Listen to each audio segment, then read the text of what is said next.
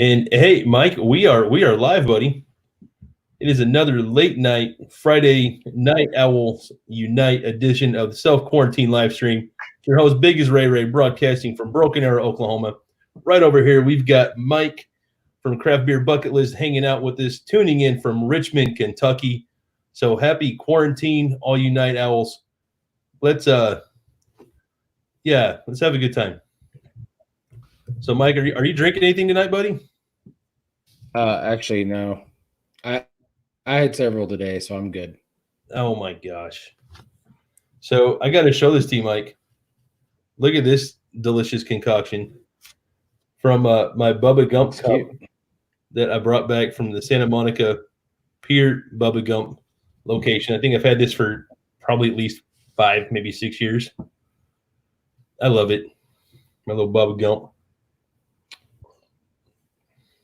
Well, I think I had 3 or 4 beers earlier today. The kids got done with their at-home schooling about 3 o'clock, and so about 4 o'clock I was frazzled and had a beer, and then about 5:30 I had a beer, and then about 6:30 I had a beer. Oh, that sounds fantastic, Mike. Yeah. Dude, speak of beer, I tried a new beer for me a couple of days ago, and I need to post it to our. Oh, you cut out there for a second. What was that? Nothing. I was just listening to you. Oh, okay. So we're having some network issues apparently. That's fine. It happens, man. But I drank a sour from Prairie Artisan Ales right out here out of Oklahoma. We reviewed a couple of their beers on our podcast, but they have this sour called Slush, and it's got 5 different fruit flavors in it, and it is just phenomenal. I was surprised at how much I like that sour from Prairie Artisan. So that's I took pictures of it. I need to post it on our Craft Beer Bucket List Instagram because it certainly belongs there. But yeah.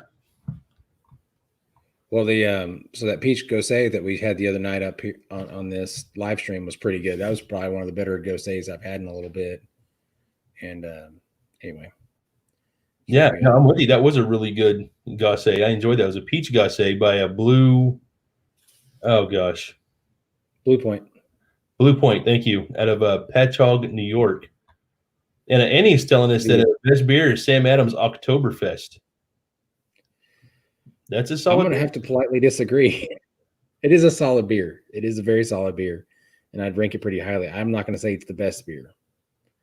Yeah, it's a good one. In fact, I think there's one beer from Sam Adams that I would say is a little bit better. It's not, the same style, but for the overall, the Cold Snap is probably their best beer, I think, that they make. And is that a winter warmer, Mike? No, it's a wit beer. It's a wit beer, okay, because that's one of theirs I haven't had. So it comes so they have Oktoberfest, and shortly after Oktoberfest they have Winter Lager, right? And then shortly after Winter Lager they have the Cold Snap, the wit beer. Okay, that's their seasonal lineup. Gotcha. I don't know if I don't know. They might have some other smaller seasonals, but that's the wide releases, if I remember right. Right on. So. But I mean, Sam Adams Oktoberfest is pretty good anyway. I mean, I'll drink plenty of it. So Annie's saying it's she's not a drinker, but it was a fun evening. I said it's a good beer. It is. Yeah. And so Annie, I don't know if you know this, but Mike and I, we co-host a podcast together, completely unrelated to content on the BiggestRayRay channel here. And we review craft beer from all over the country. And so just in season 1 of Craft Beer Bucket List, we tried close to 90 beers, if not more. And a lot of that might be because we visited some breweries in Charlotte. And it was one episode, we tried 12 different beers from one brewery in a single episode. So we had 2 episodes like that. So the 2 episodes we recorded in Charlotte, we had 20 beers. So And otherwise, we did 3 beers an episode. So, man, we did close to 100 beers in a single season. So that's not bad. So most of them were really good. We had a couple that were just like, ooh, I don't like this, but I'll still recommend other people to try it in case it speaks to their taste buds. You know, I've had quite a few of those recently. You know, not with the podcast, just beers that I've picked up and I crack them and I'm like, man, that's tough. So yeah. But I mean, whatever. So earlier we were talking about sours. I want to tell you about a sour beer. The first one I had that I really not just liked, but I really liked it was called Blueberry Strudel, or I think it was called Blueberry Strudel. So it was a blueberry sour with lactose in it, and I hadn't had anything like that before. And I'm telling you, it was really, really good.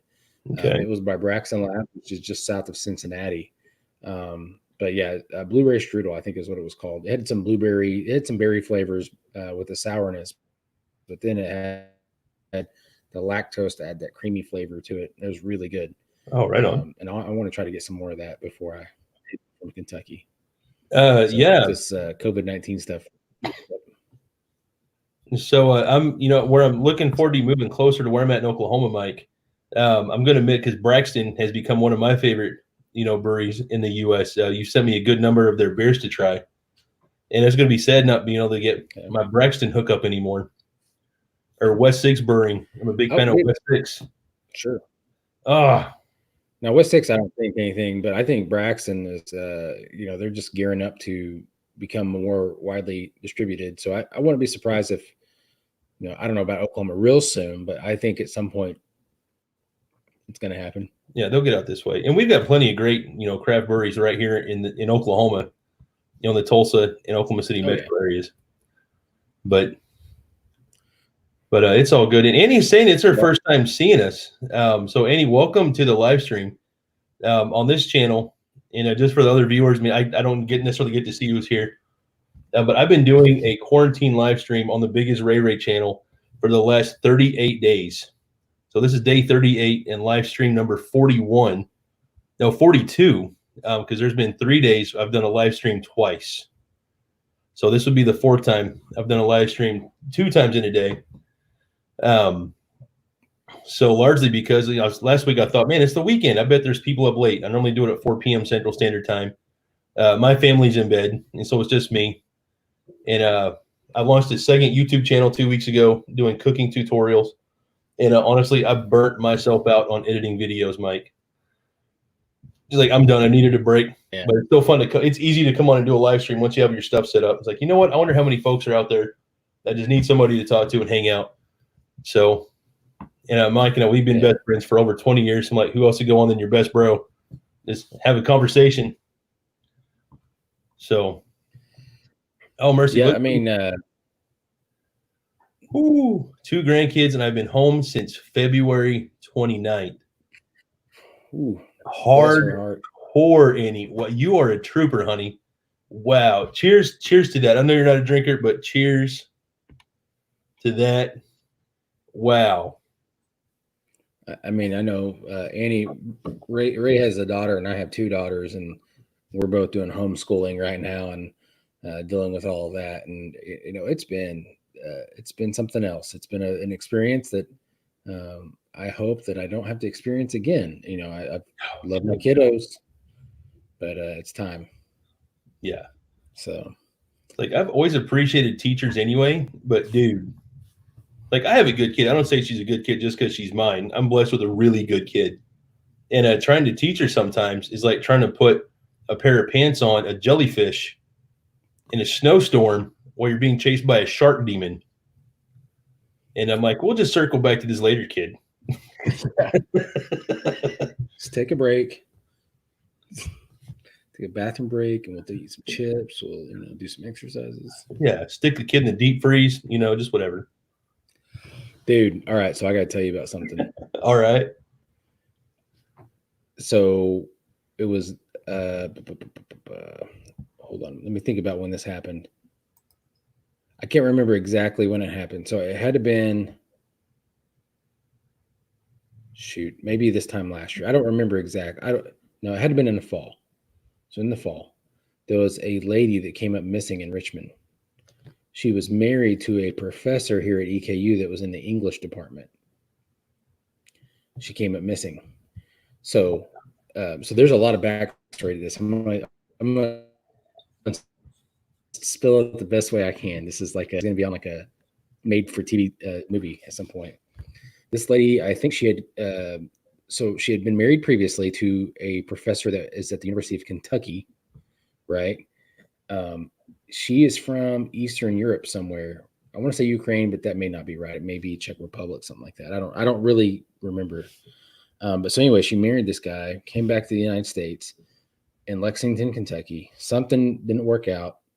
She got a divorce or something along those lines. Remarried to this guy that's a professor at Eastern Kentucky University. So she's remarried, lived in Richmond, Kentucky. Has a son that's like 19 or 20 or something like that from her previous marriage. Came up missing. Her son reported her missing. The husband said he didn't know where she was. She just took off. And there's a lot of suspicious things, like she left her cell phone behind. She left like her wallet behind. You know, some different stuff like that. I don't and I didn't remember all the details about it, but so to make this even weirder is I think the current husband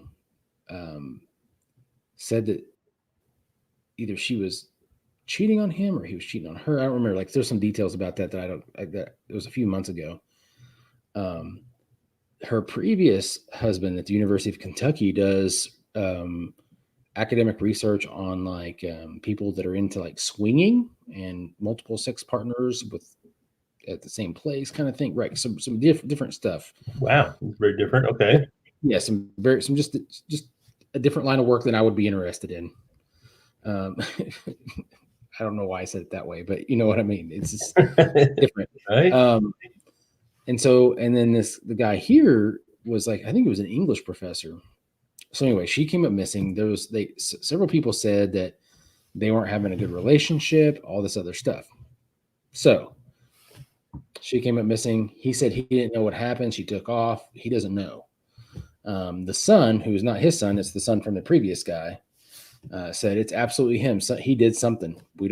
Can't tell you what, but she was saying that he did something, blah, blah, blah. So it kind of like there's a lot of suspicion around everything, but there's no proof of anything really at this point.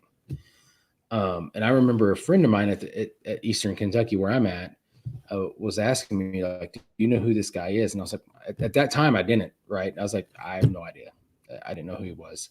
And like, well, he's over in the English department or the humanities department, whatever it is.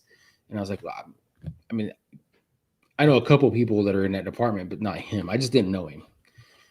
Anyway, they were telling me about it a little bit. I'm like, oh man, that's really messed up. Well, today, so, you know, this whole COVID-19 business has been like every headline around this area. Today, for the first time, they had a different headline and they arrested the guy. Oh, wow. Yeah, the guy that's so quietly, and I didn't realize this, quietly EKU had released him and, you know, found some kind of legal loophole, I'm sure, but they released him. I don't want to say fired him, but he no longer worked for EKU since February or something like that. So they arrested him today. And so I was reading through the article and they had gotten a transcript of her complaining about some domestic abuse. And then they had gotten what was it? She had went to see a counselor. So nobody knew what counselor she was seeing, I guess. But they finally found out who she was seeing, or this counselor had come forward. I don't know what the deal was, but they found out the counselor, she had confided in a counselor that she had has problems at home with domestic abuse and all that kind of stuff, right? So anyway, they found that out. They talked to several of her friends that she had confided in. It said that if anything happens to me, he's the reason. He's it. I'm getting a restraining order. I mean, all this kind of stuff, right? The day before she went missing, there was a 911 phone call or a phone call, something like that, to a hotline about domestic abuse. So they finally gathered all this information up, and they had a warrant, and they searched his house, and they found significant amounts of blood in his trunk. Ooh. And they linked it back, and it was her DNA. Dang, dude. Anyway, so they arrested him today. I'm just like, man, this is craziness.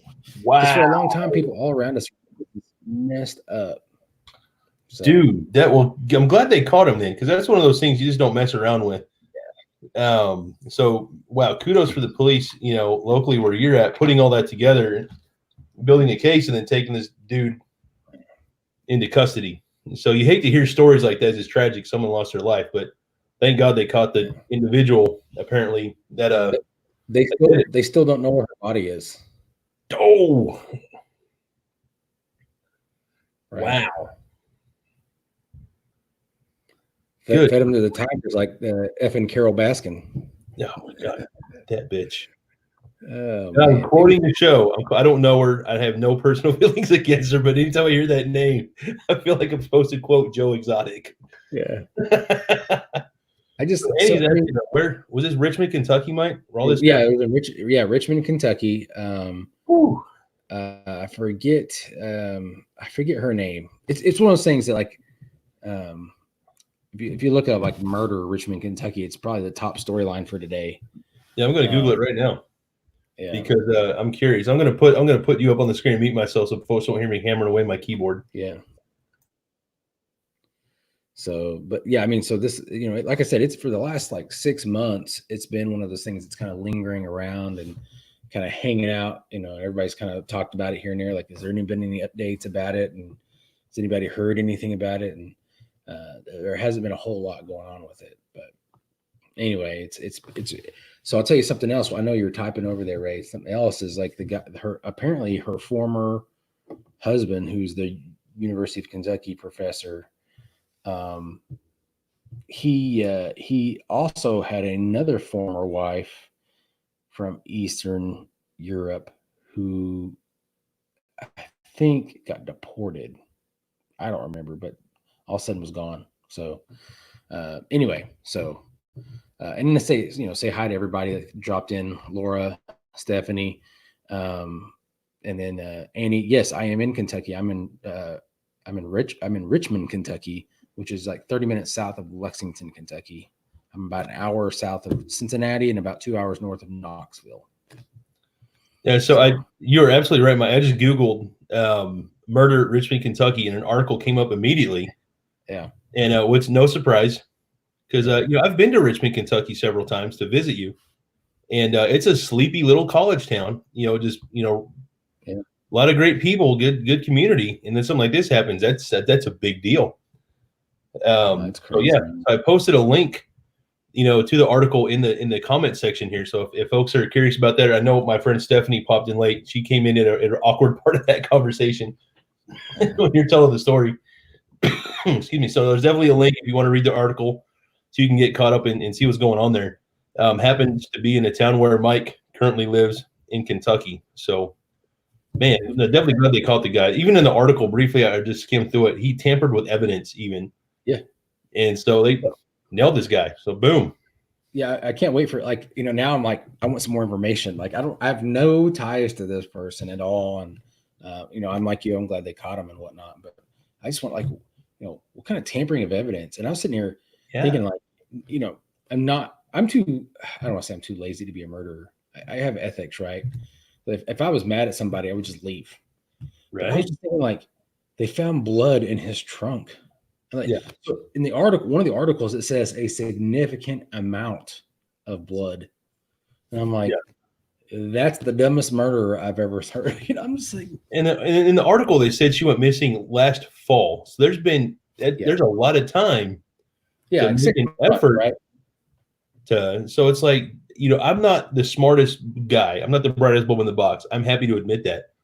But I'm thinking that would be, if I was to do that, I watched the first 48. I watch crime shows. I find them oddly fascinating. And there's people that take the time to clean these things up to cover their tracks. You know what I mean? And a lot of them do a really good job and almost get away with it. It appears this guy made no attempt. I'm like, you're a professor, bro. You have the cognitive ability to think these things through. And I don't encourage that by any means, but this is a person you would think would have gone through a lot of steps to cover their tracks. Ugh. So, I mean, when I first got asked about him, I didn't know who he was. I mean, of course, the first thing I did was Google him up, right? And I was like, Right. I don't know who this creeper is. And anyway, so his picture did look familiar. I'd seen him around. I didn't work with him directly or anything like that. But, you know, it was so funny because after my buddy that had asked me about it said something, it was like a week later, I was at the coffee shop in the library there on campus, and lo and behold, there he is sitting in the coffee shop. And I'm like, you know, yeah. So anyway, yeah. Anyway, it's craziness. And so that anyway, so I'm friends with one of the reporters here, Taylor Six. And I tweeted at her, I was like, craziness. And she's like, man, this is, and she was like, this is the ridiculousness of it all, is that, you know, she gets to cover something other than COVID-19, which is kind of cool. So, right. Yeah. Anyway, that's what happened in my world today. And then, wow, that's nuckin' futs, man. Yeah. I try to keep this family or this channel family friendly. Sure. I'll say nuckin' futs. Well, so, and there's a lot more, I mean, there's a lot more little things to that situation too. Like, so. Oh, I'm sure there are. Yeah. Just all kinds of like little odd, like this is too much. You know, it's kind of like when you're watching a Tiger King, you're like, man. Oh gosh, that was so extra, dude. Right. So extra. And I got to give a handful of shout outs here, Mike. We had some people join in and say hi to us. So hello, Alex. How you doing, buddy? Thanks for being here. And hello, Laura and Gurpreet. Thanks for tuning in. And also, Annie didn't get a hey. So Annie on the live stream here, it's very commonplace for hey the chicken to come out and say hey. Thank you for tuning in. We appreciate you being here.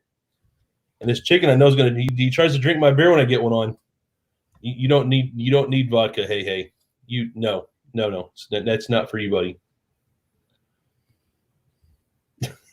This is the dumbest bird. Oh man. Laura knows. Watch out. He will take your drink. I want to know, how does Laura say her last name? Because I know I would probably mispronounce it. Yeah, I would say Gadill. Gadill? That's how I would. That's my best educated guess. So, like when you get a discount, you get a Gadill? Oh, snap. Look at Mike. Quick wit over there. So. Not God. Oh, gosh. Model? Gadill? Gadilli? I mean, I don't know. I have no idea. Yeah. So, Mike, I get it. Can I tell you a secret, buddy? Yeah. I'm starting to feel this a little bit. That's nice. Good for you, man. Dude, after this week, I don't like griping about my job. I love my job, dude. I love my job. I love what I do for a living. But sometimes it gets stressful, and then everything else, COVID, that piles up. You know, wifey's been working some insanely long hours. She put 65 hours last week. She's got damn near that many again this week. And that's fine. I am happy to support her in whatever she does. You know, so you got to when you're you know, and your spouse is doing that, you got to pick up extra stuff around the house. Yep. There's other tasks that fall on you to do or they don't get done. And I'm happy to do those. But, and then again, we talked about the distance learning. So does all these things combined has just been like, ah. And I keep my hair cut short for a reason, Mike. I'm taking my hat off. And that's so when I try to grab it, I can't pull it out. And it's getting almost long enough I can grab a hold of it. So when I do try to pull out, I've been getting close to yanking them out by the roots, Mike. Don't do it. You want to keep the hair you got, yo. I know, right? Because I'm almost 40. You know that I'm starting to get this receding hairline. I need to keep that as intact as possible for as long as possible. Oh well. You know, I'm getting close to that midlife crisis time frame that everybody talks about. If that's the worst I get of it, I guess I've got it pretty good. I don't feel the need to go buy Wrangler jean shorts at Walmart and buy a Corvette. I would think you'd look pretty good in some Wrangler jean shorts. Oh, I'm a sexy beast in Wrangler jean shorts. This is not my preferred choice of short. I like khaki cargo shorts, man. That's my jam. With the cargo pockets. Heck yeah, dude. I can put stuff in there like some tater tots. I'm not above putting food in my cargo shorts pocket. I don't do tater tots because that's gross. Napoleon Dynamite was cool for doing that. I prefer a hot pocket, maybe a corn dog. But it's on a stick, man. It's cool when you tuck in like 3 corn dogs. They look like, Handgun magazine clips, whatever.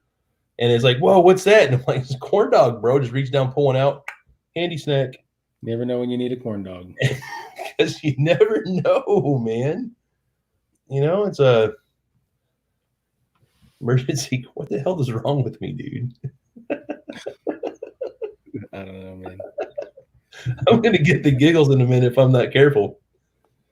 Oh. So, are they doing any reopening of the economy where you're at? Oh, unfortunately, yes. And I say unfortunately, I think it's a smidge too soon, man. Where I live in Broken Arrow, the stay-at-home order was released last night at midnight. Yeah. And they made that announcement like 4 in the afternoon, like, oh, by the way, we're done with this tonight. It's like, well, what?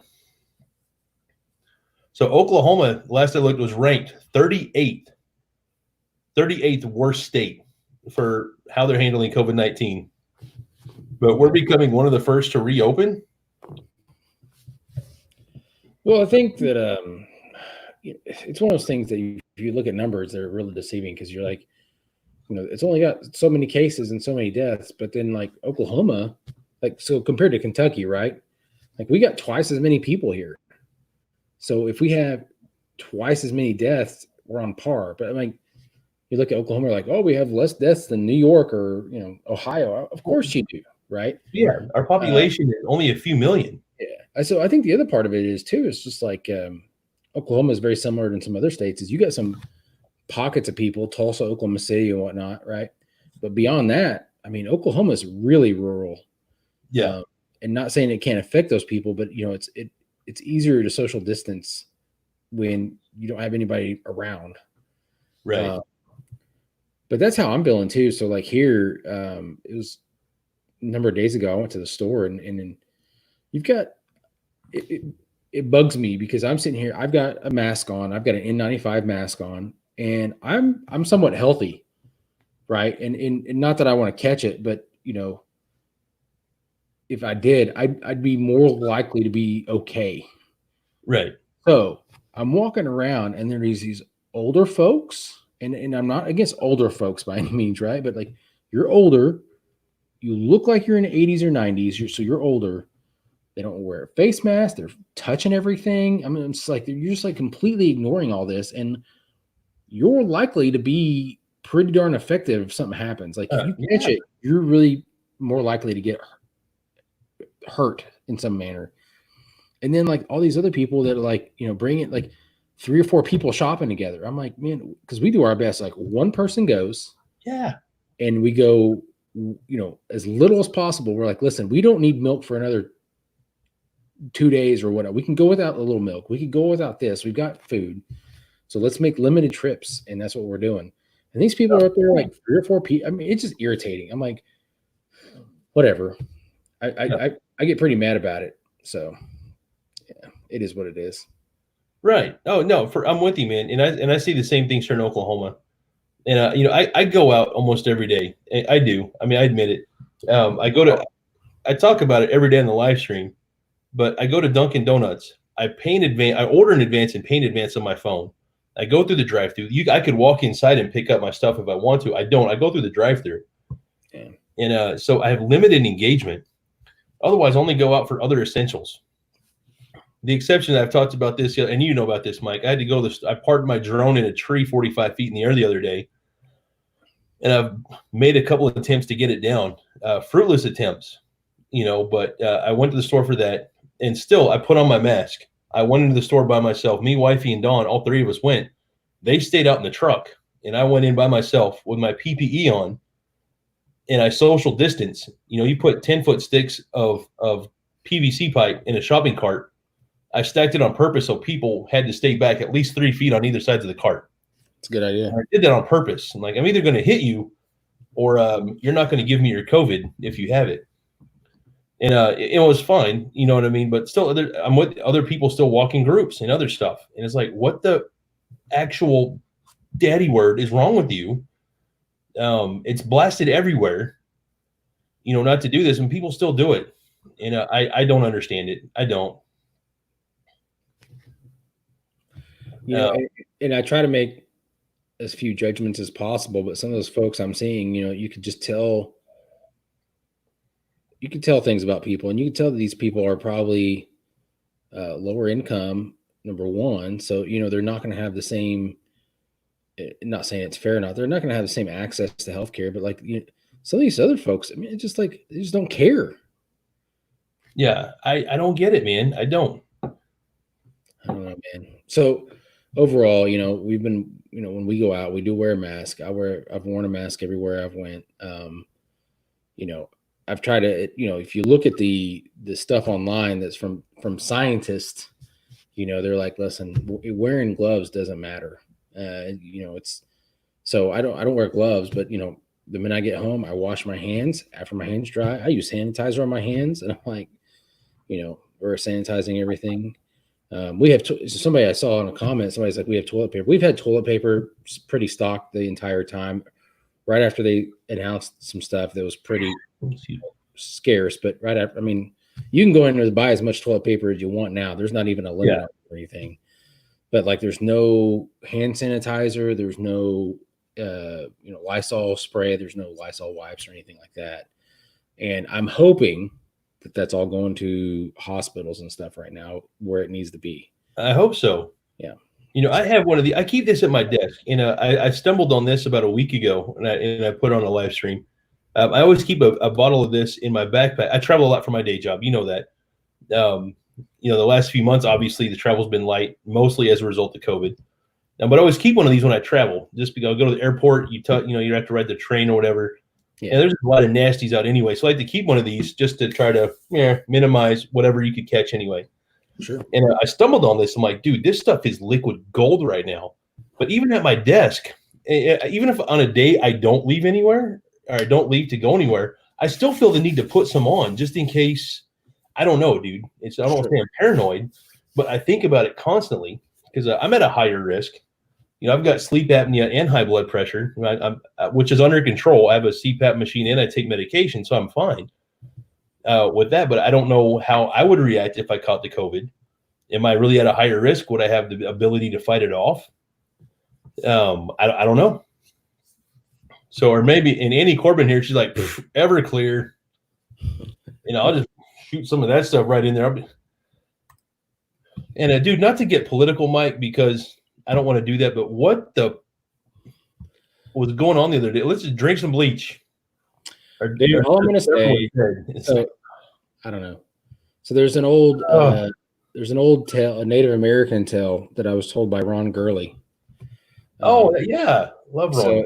So it's about this boy that goes he's got to climb this mountain to become a man. And at the foot of the mountain, as he's getting ready to climb it, there's a snake there. And the snake goes, hey, listen, I really want to get to that top of that mountain. And the kid was like, but you're a snake. You know, you're going to bite me. And the snake was like, listen, if I bite you, you'll die. That wouldn't get me to the top of the mountain. Right. And the boy was like, oh, you know, that kind of makes sense. So he picks up the snake, and about 3/4 away up the mountain, the snake bites him. And the boy says, you bit me. And the snake was like, of course I did. I'm a snake. You knew what I was when you picked me up. And that's what I think about every time Trump opens his mouth. I'm like, listen, we knew exactly what he was. I didn't vote for him. I'll make that very clear. But there's a lot of people that did. And we knew what he was when we voted for him. He made he's been a doo-doo head for a long time. So, like that. It is what it is. So every time he opens his mouth, I'm like, I don't like. There's nothing that surprised me because I think number one, I think there's some mental illness, and I'm being very honest when I say that.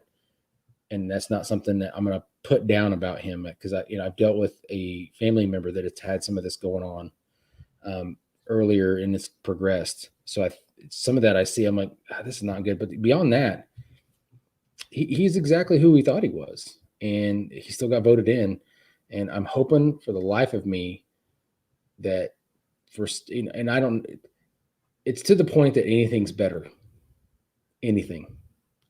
And I know as a lot of people liberal are saying Mike Pence would be the president if he stepped down. At this point, I think that would be better. And I'm not a very serious conservative person, right? So So did you? I don't know if you read about this. There's people that are trying to get him to stop his daily briefings because they're like, listen, if you keep this up, you're not going to get reelected. Yeah. Oh, yeah. That's making the rounds now. I'm like, there's no. My thing is why there's nothing he could say that would, if you're a hardcore Trumper, you're all in, right? Right. And if you're not, there's nothing worse you could say other than injecting bleach into your veins. Dude, even in jest, the thing is, it's even in jest, you don't say that when you're the POTUS. Again, I do my damnedest to keep politics out of here, but it's one of those things. It's all over the headlines. You know what I mean? So I feel like it's safe to talk about here. But dude, just don't say that ever. If that's your position, like don't even joke about that with the guys because you never know when there's a hot mic. Yeah. You just have to know there's sometimes just and let it go. Yeah, and I watched the clip, and I'm not a stupid person. There's no way I thought he was joking. I was like, I just think the guy's not that smart. I mean, so I'll tell you what makes me even more mad is not that. I'm not mad at Trump anymore, right? He's the snake. We knew what he was when we picked him up. I'll tell you what makes me even more mad is the millions of all these politicians and influence. Everybody's sitting on social media and saying, don't drink bleach. Please don't drink bleach. I'm like, oh my God. That makes me more irritated. I'm like, of course don't drink bleach. And 99.9% of Americans know not to drink bleach. You don't have to get out there and treat us like a bunch of big idiots. Yeah. I think that's because I saw, I get on Twitter and I look through the COVID-19 crap, right, to keep up with everything. And I'm just like, all these people are like, please don't eat Tide Pods and drink bleach. Okay. Yeah. I mean, people were, what was it, 2 years ago, 3 years ago? It was a big deal. The Tide Pod challenge was a thing anyway. Yeah. People are dumb. They don't need to be anticipated to continue to do dumb things. Yeah. And I think that just adds fuel to a fire we've been trying to put out in America anyway. And this is just a really daddy word time to deal with that. I mean, it's crazy. So I don't get it, dude. Like there's a lot of stuff I just don't understand. I really like watching the reactions of Fauci or however you say his name. Like when Trump says something, and the guy's like, yeah. You're like, oh, that's great. Right? Or there's another lady that was like a health expert of some sort. She goes, she's like, Mike, did you see this? Holy cow, bro. No, I didn't see it. Holy cow. Chris Kelly. Thank you so much for that. I appreciate you being here, buddy. Thank you. Thank you so much. Mike, are you familiar with these by any chance? I know we podcast together. I don't know if you know about the YouTubes. So this is called the Super Chat. Yeah. And Mike just gave us $10. You mean Chris? The YouTube stuff is new to you, man. But thank you so much, Chris Kelly. Hello from St. Louis, Missouri. I'm Broken Arrow, Oklahoma. Mike is from Richmond, Kentucky. Thank you so much for being here. And thank you for the support, man. So I had to give you a shout out, dude. Thank you so much. I appreciate you, man. Yeah. So for Chris Kelly, I always have to ask because I've been told him this, we've talked about this before, Ray. Is it St. Louis, Missouri or St. Louis, Missouri? It's Missouri. Missouri. Yeah. I want to give a shout out to Albert. So St. Louis, I've got some stories from St. Louis. Have we? Oh, we have been to St. Louis together. What am I talking? I was like, have we ever been to St. Louis together? Several times. Oh gosh, this is gonna be bad news for me if I don't slow down, Mike. The first brewery we ever visited together was in St. Louis. It was a Budweiser factory. It was the Anheuser. Yeah, we took the Anheuser-Busch tour. Yeah. That was a lot of fun, man. So we had a lot of fun otherwise that we don't need to talk about on the BiggestRayRay channel. Family friendly. Oh gosh. Oh, we were what, 23, maybe 24 at the time. So we're talking, golly, almost 16 years ago. Oh, Yeah. And wow. I'll Yeah, never forget Caleb, dude. And I'm not going to say Caleb's last name because he's a good friend of ours, and I don't want to give anything away with that guy. All I remember is I bought a bottle of whiskey at some gas station on our way to St. Louis with full intent of consuming it at the hotel. And damn it, if he didn't drink the entire bottle with just like 30 minutes of being there. And it's like, bro. I don't even know.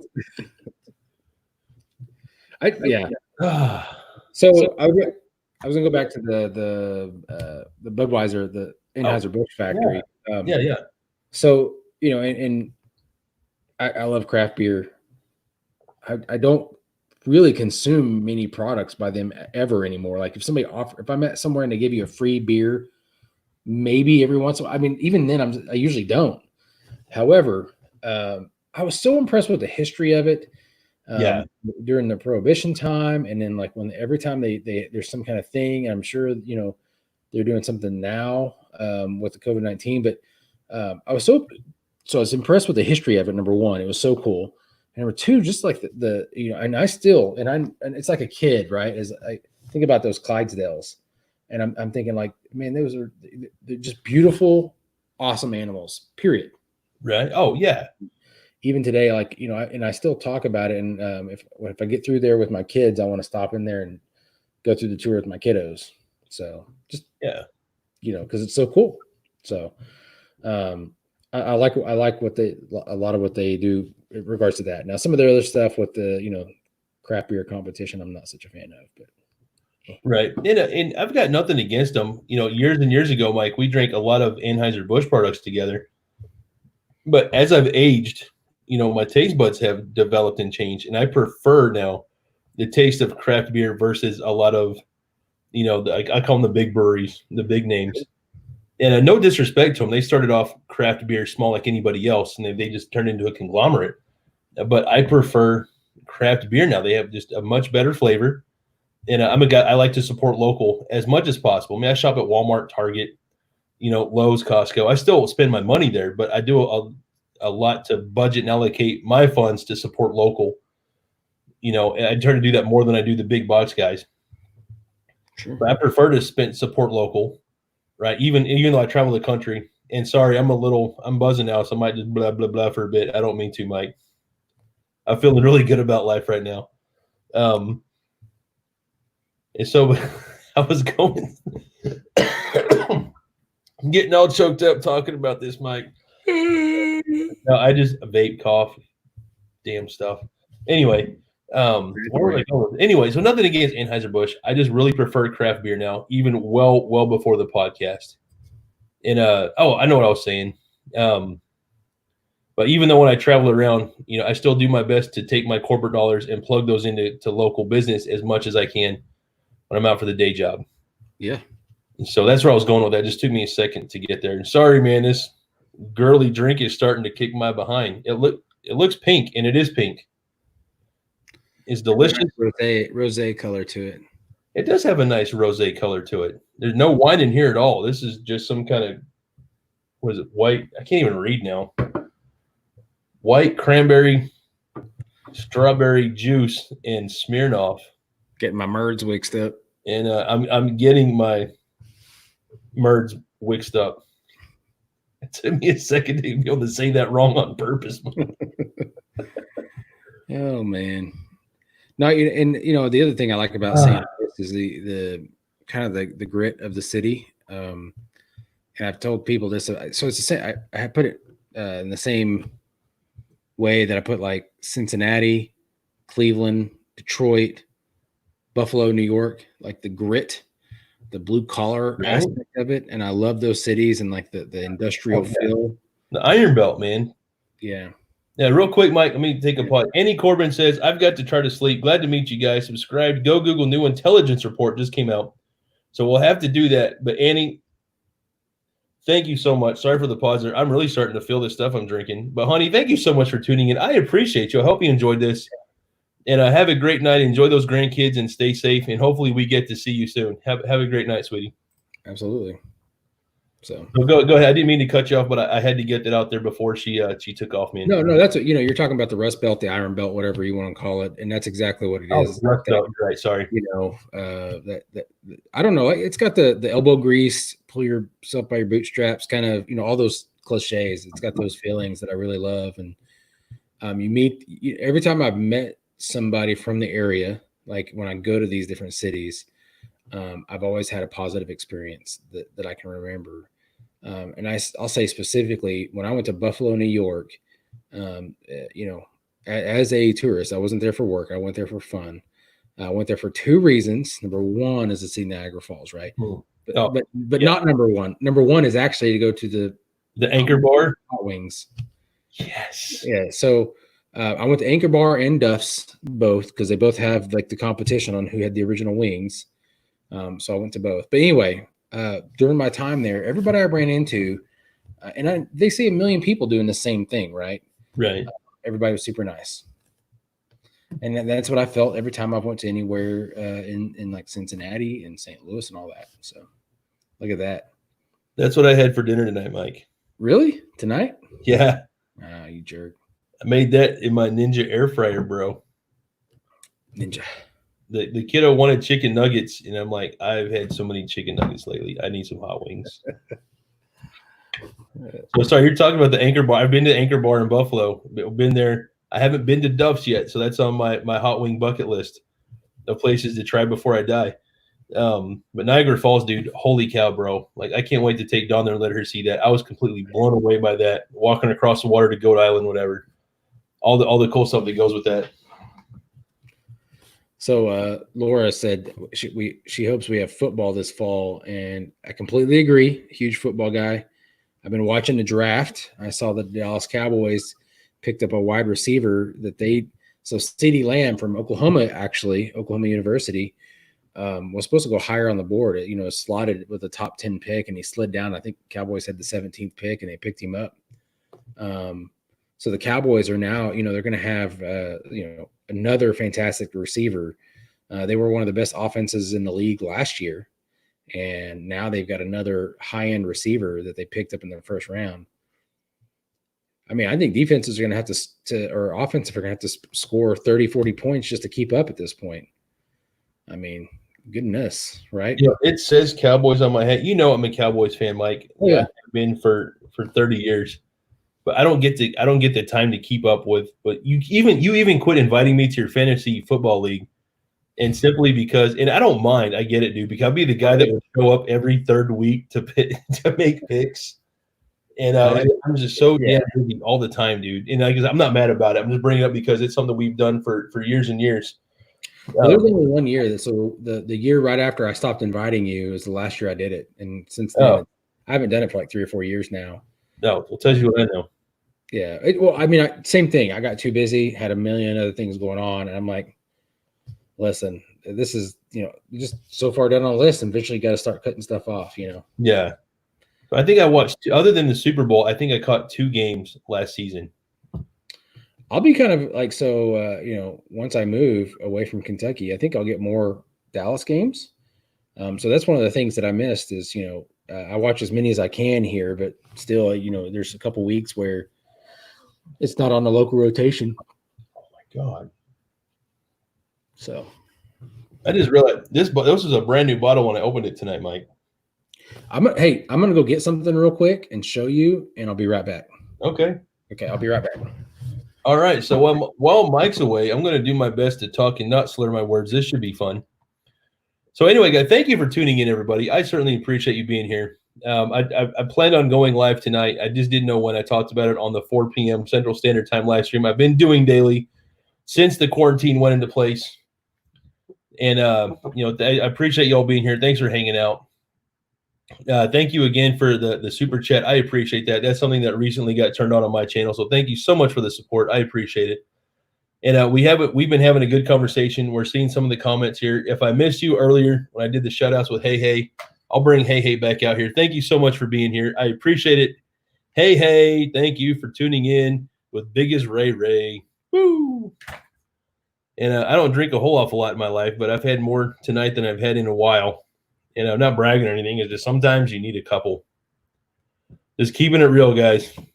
So thank you so much for tuning in. Again, not skipping the comments on purpose. I know I've missed a ton of comments here tonight. So thank you so much for the conversation. I know a lot of y'all are talking to each other in the comments, and I absolutely love that. I love it so much. The Ray family is the best. But I see Mike pop back in here. Let's bring him back in. What do you got, buddy? So moving to Kentucky, everything's bourbon here, right? Yes. And a lot of people have had me try a lot of different bourbon, and I'm not a connoisseur. I have gotten to like it a little bit better. I would not say I love it. Right. Something that I did find and somebody gave to me that I think is great, that is local to the area, is this. Oh, there we go. Ooh. So kind of like an Irish cream. This is bourbon cream. It tastes better. It is fantastic. So this one specifically is it's by Buffalo Trace. Okay. It's a distillery in Frankfort, which is the capital of Kentucky. Right. One of the oldest distilleries in the area, I believe. But anyway, they make this bourbon cream, and I don't drink it a lot, but I'm telling you, it's delicious. I just put some ice cubes in a glass, pour this over it, and it tastes fine. And I'm telling you, if you get a chance to try it, especially if you like the Irish cream, like Bailey's or whatnot. Oh yeah, this is better. Period.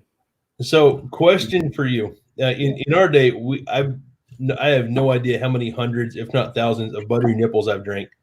And YouTube folks hearing this, I'm sorry, I said the word nipple, but it's the name of a drink. Okay, slippery nipple, buttery nipple, however you want to say it. Have you put the bourbon cream with the butterscotch schnapps and tried it like that? No, I mean, and I'll be just completely honest, I hardly ever drink a mixed drink anymore. I either have a beer or I have bourbon cream here at the house, and that's it. Like that's all the alcohol I have here right. No, I lied. I have a bottle of bourbon. Here, I'll be right back. So there he goes again. So I don't drink much liquor. I don't. I'm well beyond that point in my life. It shows up on occasion, but I have some here and there for when folks come over or whatnot. But I'm with Mike. I'm mostly a craft beer drinker. But what do you got there for us, Mike? So a couple of years ago, a friend gave me this. Oh, that's a cool looking bottle. So this is Woodford Reserve, and it's one of the other better bourbons, apparently.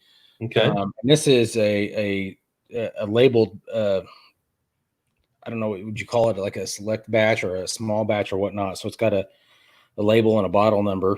But anyway, it's a fairly big bottle. Here, put that up where the folks can see it. Yeah. So I've had this for a couple of years at this point. When I got it, it was way up here. So eventually I've got it, down there, and I don't drink very much of it, honestly. So my wife will make a Kentucky Mule, which is a drink with bourbon in it, kind of like a Moscow Mule. And then if somebody comes over, we might give them some, but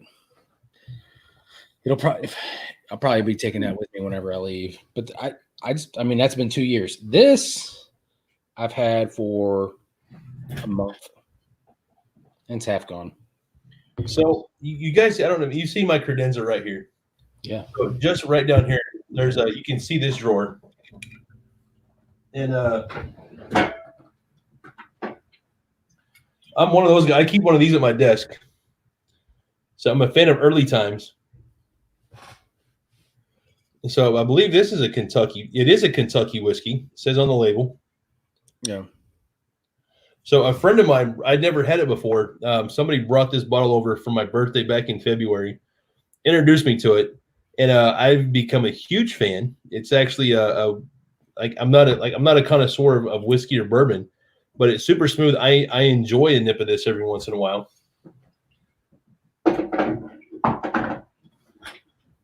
Oh, this will look familiar to you, buddy. Oh yeah, that's a good beer.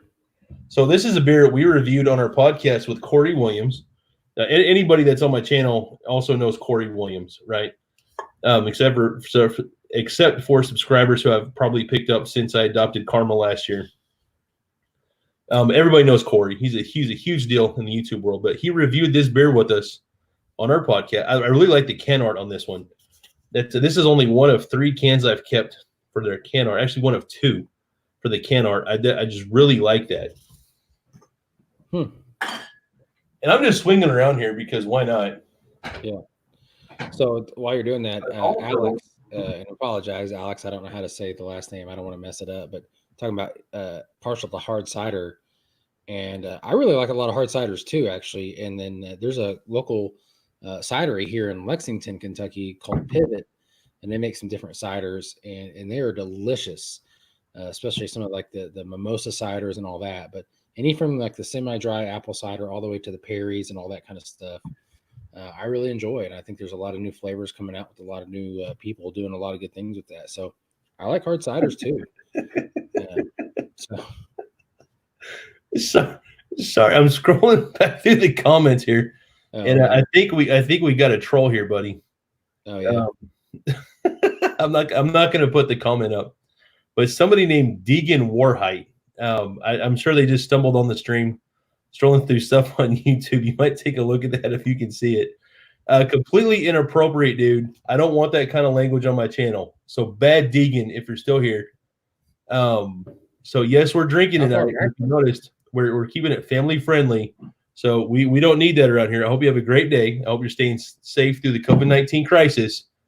But please refrain from that kind of language if you're still here in the audience.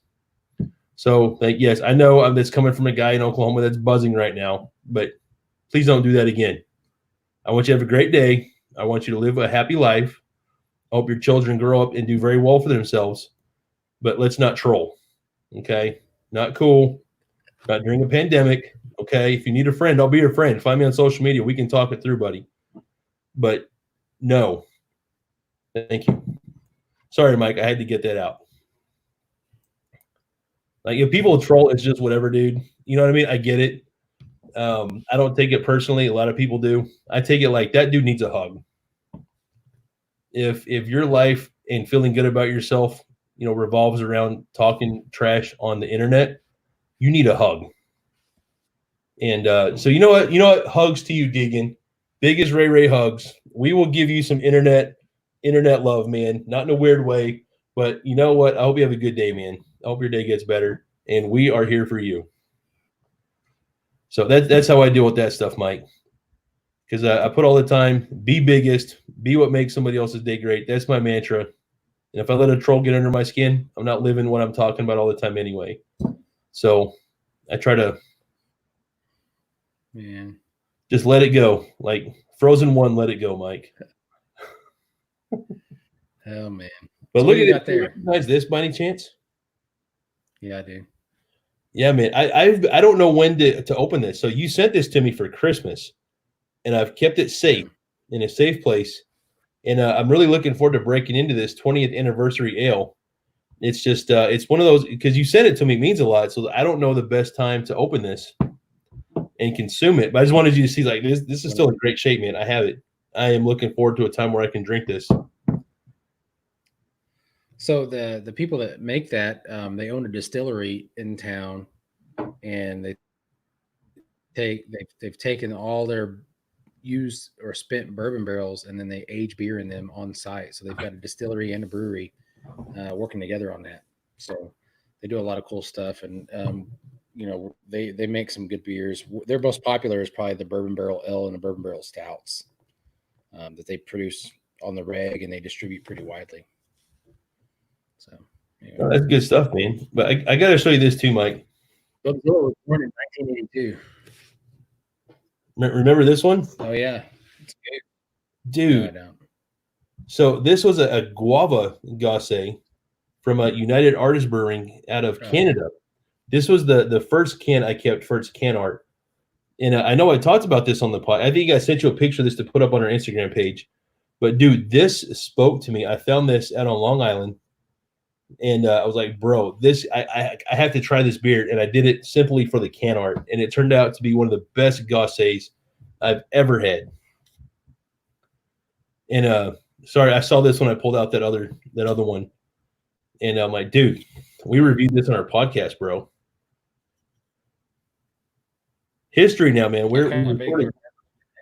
You know, I know, like I said, you know, we've got 100 beers under our belts in just season 1. That sounds like a lot. It took us 4.5 months to get there. And we don't record once, sometimes twice a week. So no, we're not alcoholics by any means. People are like, whatever, Ray, you look pretty drunk right now. You're like, well, I'm buzzing pretty hard. Yes. It's been a long time since I've drank this much. Since my birthday back in February, in fact. That's great. But hell, considering the pandemic and everything else, if I get buzzed one night out of this whole thing, really, if we look at the numbers, is it that bad? Yeah. 6 weeks of lockdown and Ray's been buzzed once. What's 8 times 7, Mike? Is that still 56? No, 6 times 7, so 42. Yeah, 6 weeks, 7 days a week is 42. So I've been buzzed one in 42 days. So judge me. How many times have you been buzzed in the last 40 days, planet Earth? I'm keeping it classy. Are you? Planet Earth making a big comeback. I know, dude, it is. And I got to say this. So, Chris Kelly, thank you so much. You're kind even when drinking. I'm a big ball of love. I am. And I say that quite literally. I'm 6'5". I'm 400 pounds. My shoulders are 30 inches across. I should be playing for the Dallas Cowboys at 39 years old. But I got into computers. I'm an IT project manager, YouTuber, podcaster, and just lover of people. So I remember you telling people you're the quarterback for the OU Sooners. Oh, you were close. Golly. Oh, what was it? so where were we at? We were at some bar in Tulsa years and years ago, and I was anything but sober. And I was Greg Snell. Was it the Grace? It was the Grace Snell. Wow, great memory, dude. And so this was in my young and unsavory days. And we were trying to pick up on some females. And I would say anything at this point just to get this girl to give me her number. And I tried to tell somebody that I played the offensive line for the OSU Cowboys, and I said that I was like linebacker, the quarterback for the OU, whatever. I said that wrong, the OSU Cowboys. And I wound up saying the OU Sooners, and everybody knew immediately I was full of doo-doo. And I was like, oh, yeah. I should have just been honest. Like, I'm a complete nobody, but I think you're cute. And I think that would have worked. But I pulled out some BS lie because I was trying to be cool, and everyone knew I was full of it immediately. It's like, well, I'll just keep drinking. God, I forgot about that until just now. So thanks, Mike. Appreciate it, buddy. Yeah. You know what? You had a gift on talking to the ladies when we were younger. You'd go up and talk to anybody and always come away with a phone number or whatnot. And then it went to like MySpace and all that, and you had the gift, whether it's the gift of gab or the gift of cuddle, or I don't know what it was, but you'd always be talking to these super cute and super cool chicks. So like looking back, I didn't need to pull that lie out of my backside. I could have just been myself and been just fine. But at that time, I was just dumb and not sober. I wasn't inebriated. I remember that, but I was buzzing pretty hard. I had no use to do that. But young and dumb, lesson learned. Yeah. Whatever. Who was that girl's name that would drive down from Joplin to clean your house and make it? Oh man, good times. So there were two girls, and this was years before Wifey, by the way, guys. So everybody on my channel knows Wifey. In June, we'll have been married 11 years. So this was my first home away from my parents' house. So I had to have been 20, 21 tops. So we're talking 20 years ago, Mike. And there was a girl named, I don't know why I remember their name. They're sweet, sweet girls. One was Jennifer, and the other, I think her name was Michelle or Rochelle, something like that. Maybe Michelle. Michelle. So sweet kids. When I say kids, we were all about the same age. And a 20-year-old to me at this point is a kid. They're still wet behind the ears. They don't know jack about jack. But they would drive down almost every weekend to hang out with us, Mike. because you stayed with me for a while, while you were in college or in between whatever. I think you took a semester off at OSU and did Rogers State University. And they would like clockwork, dude. They'd be at my place on Saturday.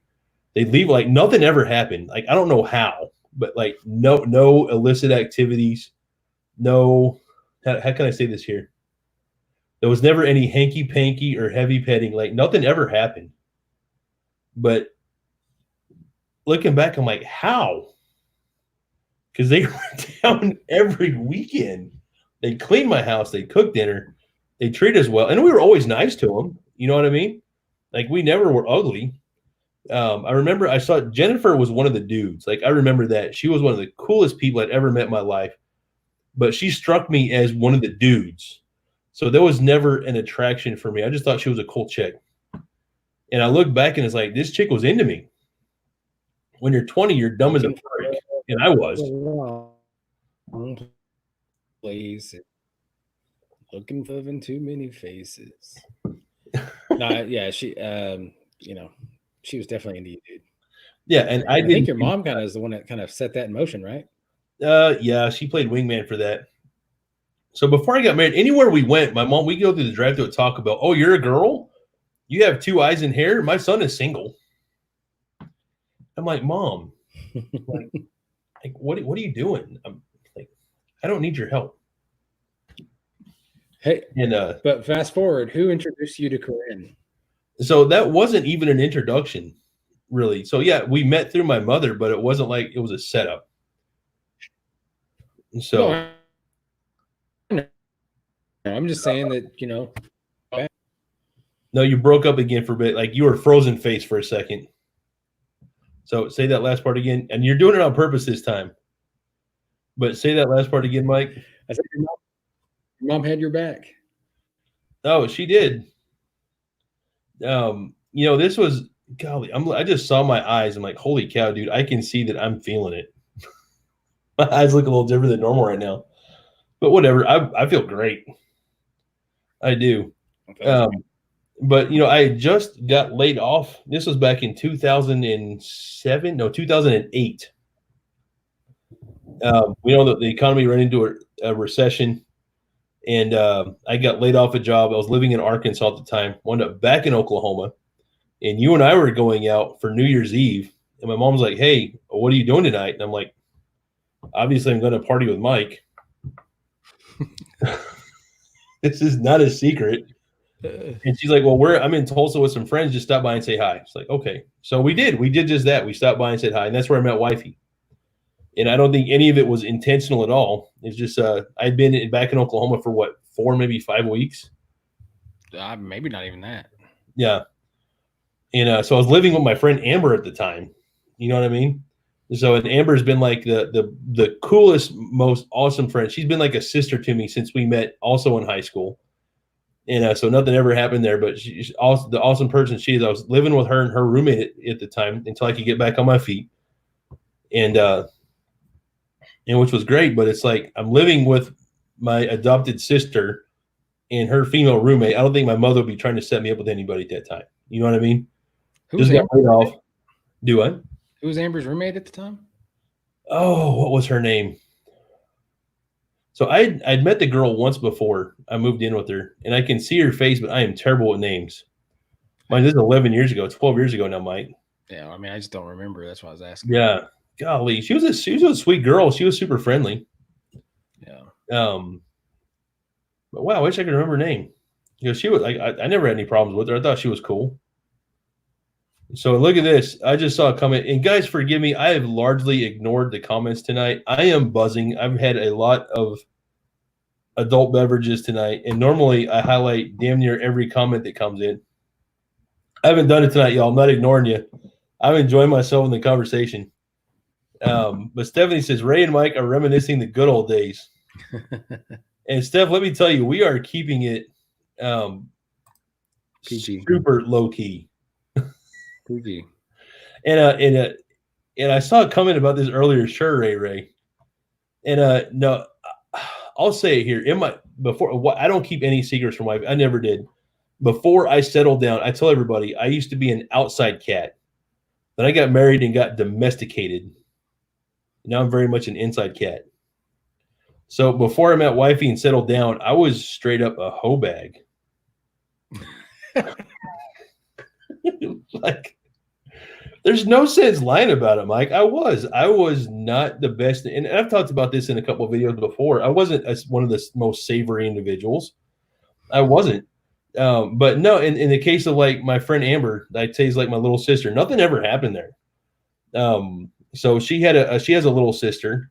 We met through the Boys and Girls Club, and I met her, I think, the same time I met you, Mike, or within a few days of each other. Like I went on family vacation with them, and like there was never a thing. It's like Amber was always a sister, I was her big brother, and I think her dad, bless his heart, and he died a few years ago of cancer. I think Bob saw me as like a son, and so there was like never a thing between me and Amber ever. Like she was always my little sister. Carrie was always my other little sister, and that's always just been how it is. They've always called me Bob. Yeah. And so never a thing. No, nothing happened. Like no, nothing happened. Like plenty of other chicks in all four corners of the country, stuff happened that was not savory. But there were a handful of females that I just kind of took in as close that I never did anything with. So I was going to tell Laura, I'll confirm that. The other part is I also confirm that I was there. Nothing happened between you and that Jennifer girl that was from Joplin, Missouri. So I mean, that was a different type of story, but yeah, because here's the other part: is there was other women around at that point in Ray's life, right? Oh yeah. Yeah. Oh, for sure. And like I said, it's like I don't regret anything. I chalk it all up to a learning experience. You have your action items and your takeaways, and you do things better on the next iteration. And I know that sounds completely corporate because it is, but it holds true to life. Yeah. So, and look at this for Stephanie. Oh, I can't even click the right comment now. I'm like, woo. So Ray, former hoe bag. We were all a little crazy when we were younger. Trust me, I've got some stories too. Oh, man. So Stephanie, I'm going to put you on the spot. Tell us a story in the comments. Why not? Oh, man. Actually, Ray, we know each other from 2002, the Caravan downtown Tulsa. Oh my gosh. The Caravan. I'm not sad that place closed. I'm not. That place outside of Muskogee that you were a bouncer at for a little bit. Oh, the Wild Cowboy. And yes, I was a bouncer years and years ago at a spot in Muskogee, Oklahoma called the Wild Cowboy. And I don't know how I never got into a physical altercation with anyone there. I don't. And look at Alex here. He's like a family-friendly story. He may have his kiddo around. So, hey, you know what? It's almost midnight. Somebody could watch this during the day. But still, I think we refrain from making it vulgar by any means. Yeah, we've had some adult conversation tonight. But I've done my very best to keep it family-friendly. PG-13 at worst. So, but no, thanks, Alex, for keeping me on track. I appreciate it. But no, I was a bouncer once upon a time. And again, I never had to get physical. Once, I'd say that once I put my hands on somebody. And it was a 4-finger knife hand. I'll never forget this because I was scared I was going to get hurt, Mike. Oh, my gosh. So in this nightclub, there were 3 bars. And you've been there. You know the Wild Cowboy. Oh, you've been there. You know. Oh. You were there. Oh, man. That's a whole other storyline. But no, there were 3 bars inside the Wild Cowboy. And I remember I was in section 4, which is at the time, I don't even know if the place is still open now, but it was the pool tables and the main bar. That was like my area to watch. I think there were 8 or 9 other, and they didn't even call us bouncers in. We were called floormen. And we had t-shirts that said floorman on it because bouncer was intimidating. Anyway, and one of the waitresses came up to me and was like, "Hey, Ray, there's a guy vomiting over at bar 1, which is the big bar in the middle. And we need to send him home." Like, okay, not a problem. Because, yeah, if you're vomiting in a nightclub, you need to go home, go to the hotel, whatever. You just don't need to be there. So I come up to this guy, and he wasn't a huge individual. He wasn't small, but he wasn't Ray size. And he is doing his business over a trash can next to the bar. And I would just walk up, I put my hand on his shoulder, I'm like, hey man, you all right? Because you don't know, I was like, was it drug induced? Did you just have too much? You know, you don't want to start a fight, so you try to be friendly. And I was like, hey man, you doing all right, buddy? Can I call you a cab? You know, it's Friday, you know, let's get you home, come back tomorrow, try again, have a good time. And he stands up and immediately gets belligerent. He's like, F you, dude, I'm not going anywhere, blah, blah, blah. I'm like, bro, come on, man, you're throwing up in public. That's not good. I tried to be calm with this kid. And he's like, come on, man, whatever, screw you. He's throwing expletives, like, I'm going to whip your ass and blah, blah, everything else. And like, you get told that 20 times a night when you're a bouncer, whatever. And so a group of his friends show up. And it was probably 5 or 6 other guys. And I know I've told you this story before, Mike. It's probably been a while. But this dude, he like squares up to me and he sizes me up. And at this point, it goes through my mind, I've seen this before. I'm thinking it's about to go down. He's got all his friends here. He's drunk. He's going to try to be cool. He's going to do something. So I'm not a fighter, but yeah, I was a bouncer, whatever. I mean, I could hold my own. But I had a friend named Ike. I know you know Ike. And he told me a story like 2 weeks before this where he knife-handed somebody and like put him in the nose and gave him an arm length. And he's like, this arm length is for your safety more than it is mine.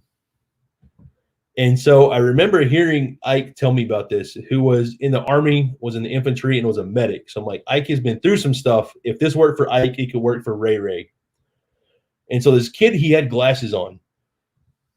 And so I did a knife hand, and I stuck my finger right on the bridge of his nose and his glasses. I'm like, bro, this arm length is for your safety more than it is mine. If you get silly, dude, we're going to go down right here. Otherwise, I'll call you a cab. You can come home and try to get tomorrow. And I waited for the worst because I knew his buddies at that point were just going to jump me. And at that point, his friends were like, dude, come on, let's just go home. And I was scared because at that point, I'm like, there's 6 of them and one of me. The other bouncers aren't coming to help. Ah. So I just stood there for a minute and looked hard, like as tough as I could in that moment. But inside, I'm shaking like, ah. I'll never forget that fear because like, where's the first hit coming from? Because it's going to suck. And luckily, his friends called him off, and they left. And as they were walking out, of course, that's when like 5 or 6 other black T-shirts come up. Like, Ray, what's going on? You cool?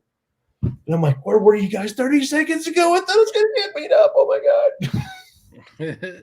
But they left without incident, and that was the only time I put my hand on somebody there, in however long I worked there, where I had to pretend to be tough. Everybody, as soon as I'd score up at them, was pretty chill. Or 3 other bouncers were there, and it de-escalated quickly. But that's a story I'll never forget, dude. Like I had to pretend to be tough and hide the fact that I was scared for my safety. Because yeah, that was a long time ago. That was before they really checked for guns and knives so much. You know, nowadays it's a big deal. Right. But you know, you never know. I mean, somebody attacked or came at us with a cattle prod one night. It's a Wild Cowboy. It was a country club, country bar, country thing. And a dude seriously ran to the front door one night with a cattle prod. And there were 4 or 5 of us out there waiting for him. Like we knew he was already kicked out of the bar. He went to his pickup truck and got a cattle prod. It's like, dude, you're dumb. Just go home. And he came charging at us. And it's like, well, shit, hopefully he doesn't hit me first. But his buddies wrangled him before he got to the front door. We were out waiting for him anyway. So it would have been a nothing burger. Yeah. But still. Oh, man. To be in my early 20s again, Mike, I tell you, I've got too many stories like that. Yeah. Well, definitely not the biggest Ray then that I am now. I've grown up a lot since then. Yeah. Kind of. I'm saying that as I'm drinking this really rosé looking hard adult beverage. So I was going to say, before we close off here tonight, I know that you always try to get it right about an hour and we're over that. But what I was going to say is, what do you think of my COVID-19 beard? So I'm trying to say this as family friendly spot. If it's sexy, Mike. So a week Okay. before the quarantine started, which was like what, second week of March. Yeah, about that. Not clean shaven, but I had trimmed it down to almost nothing. So, this is what I've got going on right now. And so, man beard time. No, it looks really good, dude. Wipe a beard off. I haven't had a beard in a while now. I shaved it down to a goatee, I think, before Christmas. I've been rocking it like that ever since. Yeah. I haven't had a goatee in forever. So, yeah, it's like normally in winter, I let a beard grow out, and then I trim it back down to goatee in summer so my face doesn't get so sweaty. Because even when I was thin, I was just always super sweaty, dude. That's just is what it is. I think that you should get some lederhosen, and we should hit up on Oktoberfest this year if they're going to have any. Oh gosh, I hope they have some. Yeah, well, they canceled the one in Munich. Yeah, I think they canceled that a little early, honestly. But kudos to them for doing what they think is best to keep the public safe. Like, you can't be judgmental for that. But it's like it's still. I mean, I get it. May starts next week, but guys, it's a little early on, isn't it? I would think so. Be doing that. So yeah, you get some lederhosen. I've already got some. We'll get some dirndls for the girls, and then we'll go ahead and Oktoberfest. And then what I was gonna say for that is what brought that on is I'm gonna grow the biggest beard I can for that. Oh, there you go. So it's not a bad idea. Yeah, I've got some time. You do. So, Mike, are you about to drop off, my dude? Yeah, I probably need. I mean, it's 1 in the morning for you. Yeah. So I may hang out for a little while just because I'm feeling great. I'm not ready to go to bed yet. Even if I ended the live stream, I'm not going to bed for a while just because I feel fantastic. I'm going to nurse this as long as I can. It's getting hot too. I got this jacket on I need to take off. So. Oh yeah. So. Hey, Mike, don't let me put you on the spot, but I know a giant tattoo you have. Can you show that off? Is that allowed?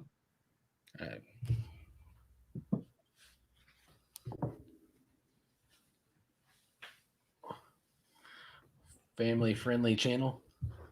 Yeah, it's not that bad. It's just I remember when you got this started. This was at a time when when tattoos were illegal in Oklahoma. And I've showed mine off before, and I got both of mine when I was 20, and it was very illegal to get a tattoo in this state. And you don't have to show the whole thing up, but that tattoo on your chest starts on your chest and ends on the top of your right foot. Yeah. So I don't know if I'll try to turn around a little bit. I don't know how much you can see, so. That was quite a bit. Holy cow, Mike. Dude. I'm going to give Laura a shout out here. Personal friend of both of ours. Thanks for tuning in, Laura. I appreciate you being here. And so you're seeing it live.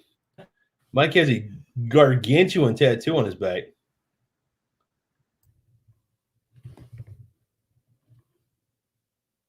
I got tattoos everywhere. I don't know if I can get that. Ray, get me off to solo. Can you see that? Poor Mike. I zoomed it in on Mike so everybody could see, but yeah, he's got some ink. Yeah. So and then I've got my goose. It's a good looking goose, Mike. And then I've got my fish. And so I got other ones, the lower part of my body that I'm not going to show off right now. No, fair enough. And it's not like they're inappropriate. It's just yeah. Like, yeah. Well, I've got one on each calf. I've got a scissor-tail flycatcher, the Oklahoma State bird, on my left calf.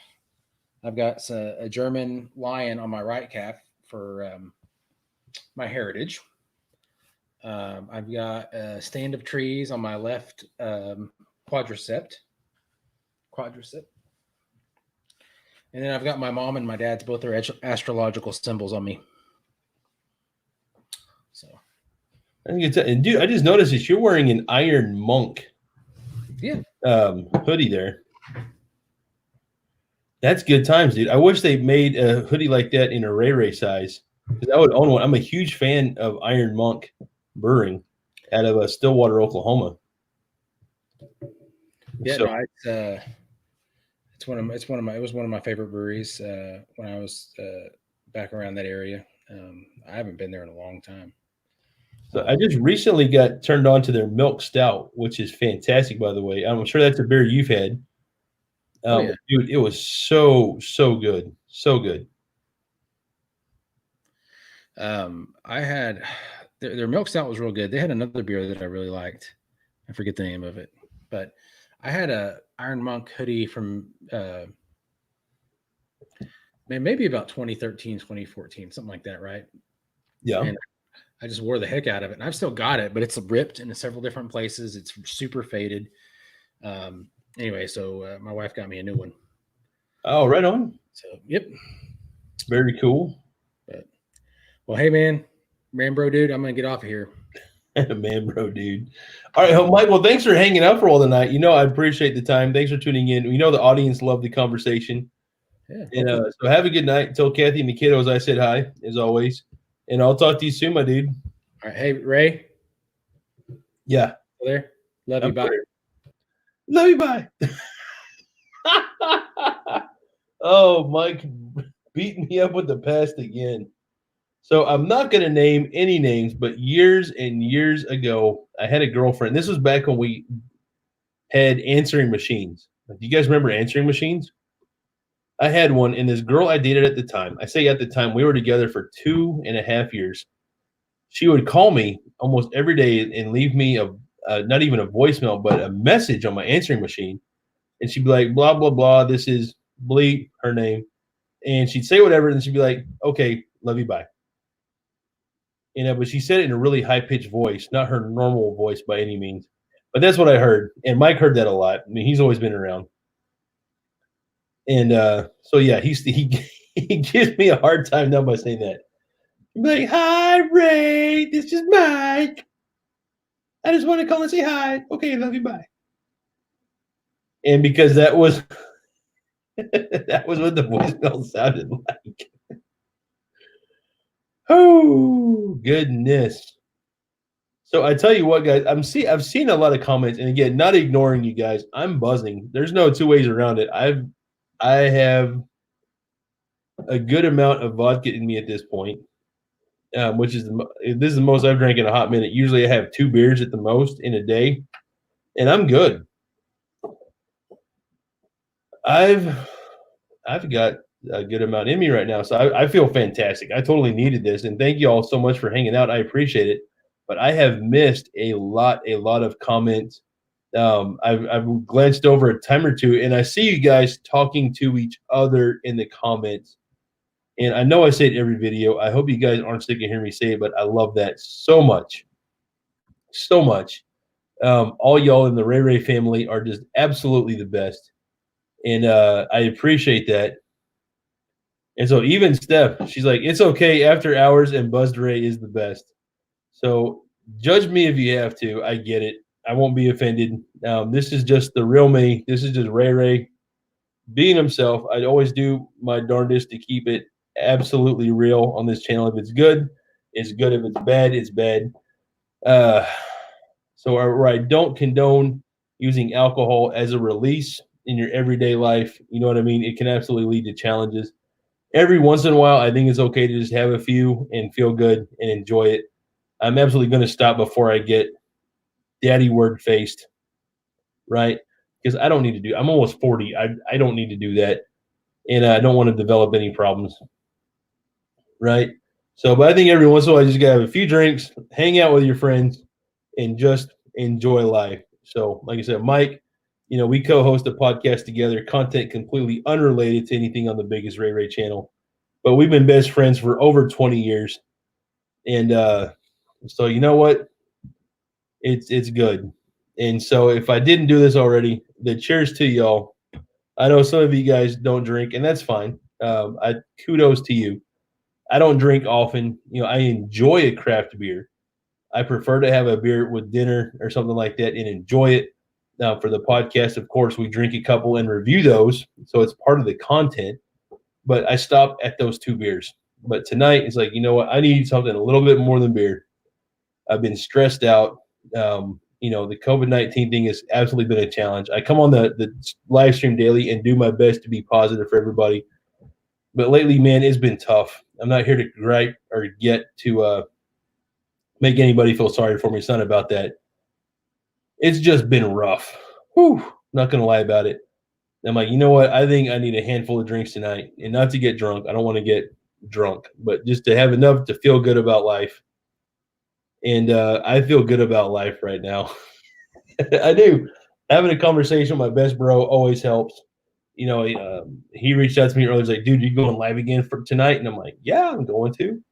So we jumped on just kind of at random. We didn't announce it or anything. So thank you so much for tuning in. I appreciate it. And I've had a lot of fun. And so Stephanie Carver is like, cheers to you, my friend. Well, cheers to you, Stephanie. You've tuned into so many live streams. You've been so supportive, and I appreciate that. I really do. Alex is like, I hear you, Ray. So thank you, Alex. I appreciate you, man. And you know what? I saw your email the other day. Thank you so much for emailing me.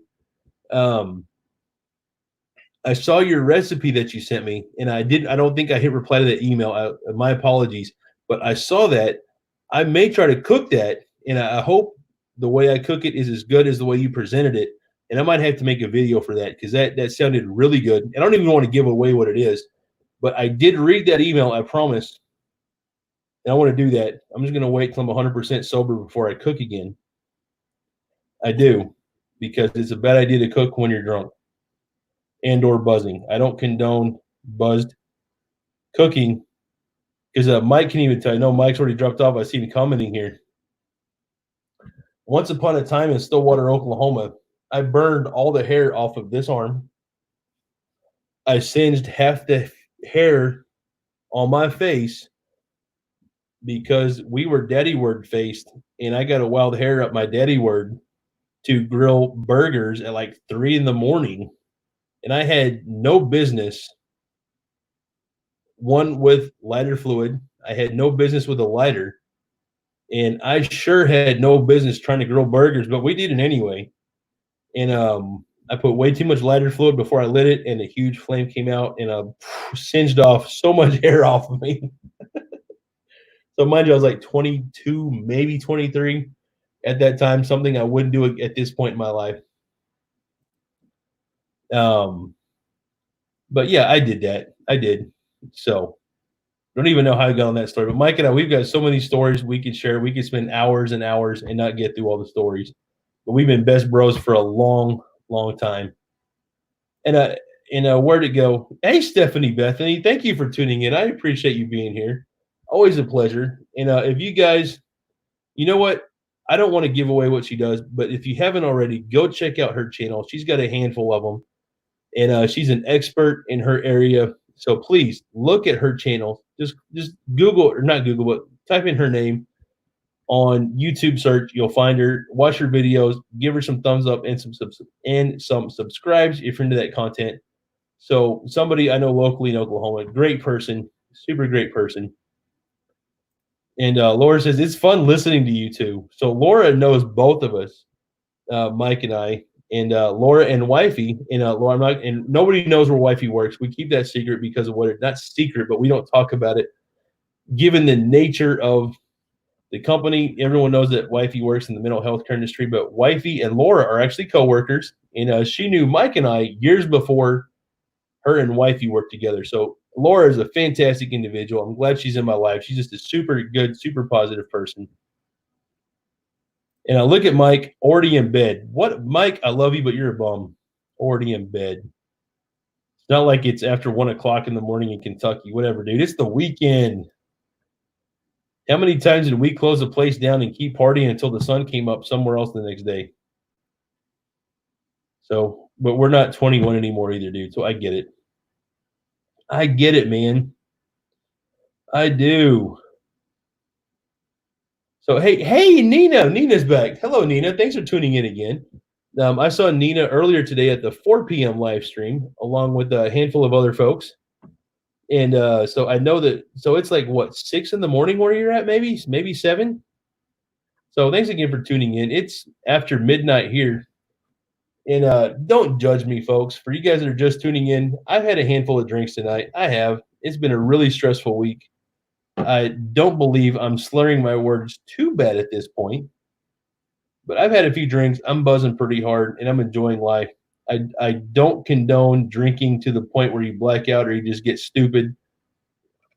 But every once in a while, having a few is a good thing. So had plenty of family time today. Of course, I've been watching Dawn Dawn. I don't drink a lot, if any, when Dawn's around. It's just me and her, just in case there's an emergency and I have to go somewhere. But like, may have a beer, whatever, right? You can still drive after a single beer. But wifey came home from work, spent time with her, spent some time with Dawn Dawn, the three of us together. They went to bed, jumped on the live stream, and that's when Daddy started drinking. Because now something comes up. Well, he's wifey sober. She can handle business, right? Because Lord knows I have no business driving right now. I have no plans on doing that. I mean, it's after midnight. Where am I going to go? It's Oklahoma. Oh, mercy. Here's a term, hard charger. That's something I used to say all the time. Hard charger. Man, thanks, Mike, for bringing up an old classic there, buddy. Bubzilla, you're always so supportive, dude. Thank you, Bub. I appreciate you, man. More internet hugs. So the hugs always get better late at night when you're feeling good about life. So thanks, Bub. Big internet hugs. Thank you so much, my dude. Oh, man, I tell you what, I needed this tonight. I needed to have a cool conversation with my bro Mike. Like, he's been my best friend for many years. We've been through a lot of stuff together. A lot of phone calls like, Mike, I'm having a bad day, dude. I just need to vent. He's done the same to me. So it's great to have that person in your life that even when you're having the worst day or what feels like the worst day at that time, just having a bro or somebody that you can call and be like, man, I need to talk for a minute. Just get it off my chest. I'm very blessed, very fortunate to have that person. And I know not everybody has that. I've put it out there a good number of times. I'm like, man, I don't know you personally, right? Like, I think, through 40 days or 38 days of having the live stream, I've got to know a handful of you guys really well, and gals. But prior to that, I've always put out there, if you need somebody to talk to, I'm not a licensed professional. I don't know anything about anything. But if you just need somebody to talk to, if you just need to get off your chest, DM me on Facebook and Instagram. And I've had a good number of folks in the RayRay family reach out and just very candidly spill their guts to me. And I've never shared that with anybody. But people have opened up, and it's like, wow. And some of the stuff I've read has been pretty deep and pretty hard to read. But it's good to know that somebody trusted me, a stranger on YouTube, to just open up and just let it out. So, but it's good to know that, you're, whatever you're going through, you're not the only one. And it helps sometimes just to spill your guts, even if it is just to a regular dude like me in Broken Arrow, Oklahoma. And so, yeah. And whoa, look at this. Looks like we've been joined by a legit celebrity, guys. So maybe I should be sober the next time I talk to Cardi B, everybody. What's up, Cardi B? How you doing? Starships are meant to fly, and so is BiggestRayRay. Thank you so much for being here, honey. I appreciate you tuning in. So I hope you're having a great day wherever you're at in the world today, Miss Cardi B. I appreciate you. And yeah, good times, honey. Good times. So I'm from the South. I say honey. I don't mean anything by it. We're just down to earth, good folks here. And yeah. Yeah. So thank you so much, Cardi B. I appreciate you. I like your music. I do. I don't always understand the words because I am from the South. But you know what? I turn it up when I'm driving my car, and I'm like, And I big man dance while I'm driving, hearing some Cardi B going down the road. So it is what it is. I don't pretend to be cool. I just do what makes me happy. And sometimes a Cardi B song gets me there. So I'm not going to lie. I got a Katy Perry channel lined up on Pandora. I got a Christina Aguilera channel. I love them both. I get down to it. And Nina says, BiggestRayRay, sometimes it's easier to open up to strangers, just how we humans are, wishing all the best. And if anyone needs someone to listen, search my name on Facebook. Nina, thank you so much, honey, for saying that. That is awesome that you are willing to do that. And you know what? I totally get that. I do. I've opened up about this on my channel. I've dealt with depression. And just recently, and I say recently, I'm going back to December, I started to see a counselor. to work through some of that stuff. I'm not trying to dive off, onto that here as much as why go to see a counselor. But on that note, like it's easy for me to look at a lens, right? Or to look at it like on my MacBook, there's a green dot right there. And I know at that green dot, that's where the camera is. I can look at that and spill my guts, even on a live stream. And I'm okay with that. But if there's a person right there, I am closed off to the world. Like it's really hard for me to have an actual in-depth conversation. Like it's really hard for me, but a green dot I can stare at and be just fine. Right. So it's where it's easy for me to open up about my struggles to you guys, even though I know I'm putting it out there for the world to see. That's not a problem. Like it's a total cakewalk. But again, when I'm even in a room with my counselor where we've developed that trust relationship, it's still really hard for me to talk to her. It's gotten easier. But yeah. So it's kind of weird how that works as people. So, but anyway, if somebody needs somebody to talk to, I get it, man. I'm not a professional. I have no great advice. I don't have a degree or anything. That's not what I've studied. But sometimes it just helps to know that one, you're not alone, and two, if you need to vent, even if it's just through a DM, I will read it. I read every single one of those and I reply. It's like, I don't know how to talk to you about this, but man, I'm with you. Thoughts and prayers. I hope this helps, just knowing that you got an opportunity to talk to somebody about that. So I'm not real sure how we got there. Somewhere we got there. Again, I'm not completely sober, so my bad if I'm losing my breadcrumb trail back to where we started. But yeah. So, but dude, talk about some real stuff right here. So Nina, thank you so much, honey. I appreciate you. Just an ear, not my job. I clean toilets, but my ears are the same and I can listen. Sometimes that does the trick. Amen, honey. I'm with you, Nina. So sometimes all we need is a human to just be there that we can talk to. Sometimes that's all we need. Sometimes we just need that release, right? To just get it out. So thank you for being real and just being available to talk to people. I mean, that is all. If I couldn't ask anybody to be biggest any more than that right there. I mean, my mantra is like, be what makes somebody else's day great. That really could save somebody's life, because you never know who's on the edge, like who might be willing to just jump off a bridge at that point or to do whatever it is to take their own life. And maybe sometimes just being there to hear somebody through their tough time might be what gets them to back off of that edge.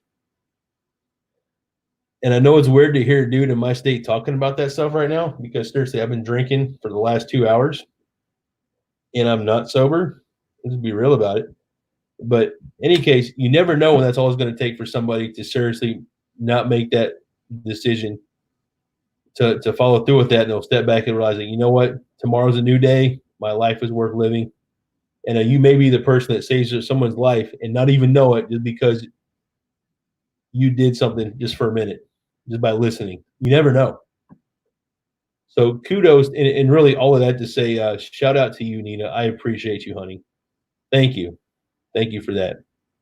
So you may be the gateway that saves somebody's life while you're sipping your morning coffee in Israel right now, talking to a dude in Broken Arrow, Oklahoma. So cheers to you, Nina.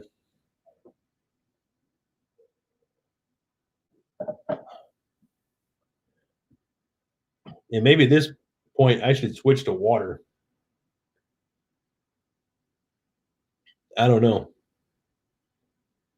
So, because as the night goes on, it's getting harder and harder for me to read these comments. And for me, they show up on this side of the screen. I know my camera's reversed, and at this point, it's getting really difficult to understand which side is which. But that's all right. Yeah, maybe kind of, sort of. I don't know. And Stephanie says, saying honey is a Southern thing. I say it all the time. I do too. And I don't mean anything negative by it. And the only time I ever thought about it, or the only time I ever think about it, is when I travel. But I travel a lot for my day job. I do. When I go to New England, right? I'm like, hey, honey, how you doing? I mean nothing by it. right? This is how we talk all the time. You go to Walmart, it's like, hey, honey, how you doing today? See somebody in the toilet paper aisle at Walmart. That's just how we talk. There's no sexual connotation. There's nothing inappropriate about it. We're just being friendly. That's like boilerplate language for us. You go to New York, Pennsylvania, Massachusetts, Connecticut, and people look at you funny when you say that. They're like, hey, honey, how are you? I'm like, what you doing calling me honey? I'm like, girl, I'm from Oklahoma. Like, that's how we talk. It doesn't mean anything. We're just being friendly.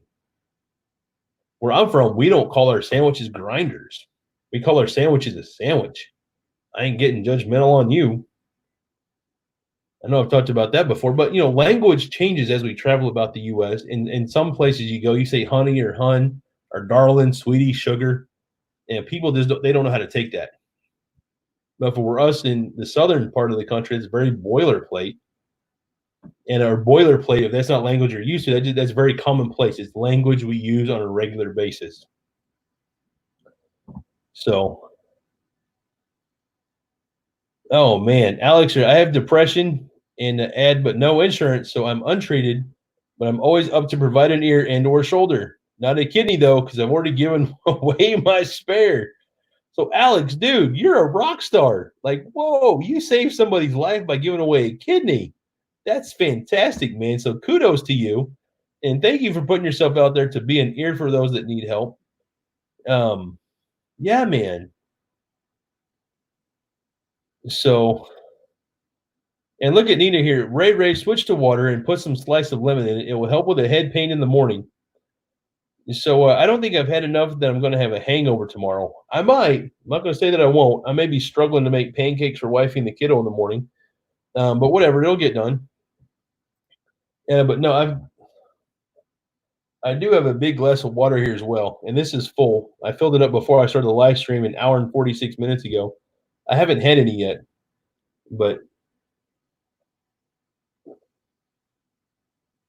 there's no doubt I need some water at this point. Make sure I don't get that hangover. Whew. So Albert saying, yes, my channel is Albert Torcaso. I have 1,700 plus videos. And he has a ton of videos on his channel. So Albert also, I've talked about this before in the live stream. Albert once a month has a show that shows up in Pittsburgh, Pennsylvania. I've had the privilege to be a guest on his show one time. But if you folks haven't had the chance, go check out his channel. See if you're into that content. If you are, give him some thumbs up. Share his videos and subscribe to his channel if you're into that content. But yeah, check him out. Absolutely. Absolutely. So even Bubzilla over here, I'm a great listener too. I'm always up to being an unofficial therapist. And I don't think you have to be licensed to just listen. I think going to school to understand how people work, it helps if you're going to give advice, encourage people how to get through things. But if you're just willing to listen, I don't think it takes any expertise to do that. Sometimes you just got to shut up and let somebody talk. In my opinion, my uneducated opinion, you don't need a degree to just shut up and hear somebody when they're having a bad day. That's just being a good human. And I think that's something we lack as an overall in our society is just people being good humans. Just shut up. Don't give your opinion. Just hear somebody. Just let somebody vent. Just let them let it out. You don't have to give them advice. Just be a sounding board. Just let them talk for a minute. You know what I mean? And at this point, I'm not even sure how we got on this, but I think it's important to talk about, especially as we're going through this COVID stuff. People are struggling. 16, 17 million Americans without work right now? They need somebody to talk to. They are stressed out. They need a friend. You don't have to give them the answers. You just need to give them a chance to get it off their chest because they're stressed out. I get it. I've been unemployed before. I've relied on a friend to help get me through, right?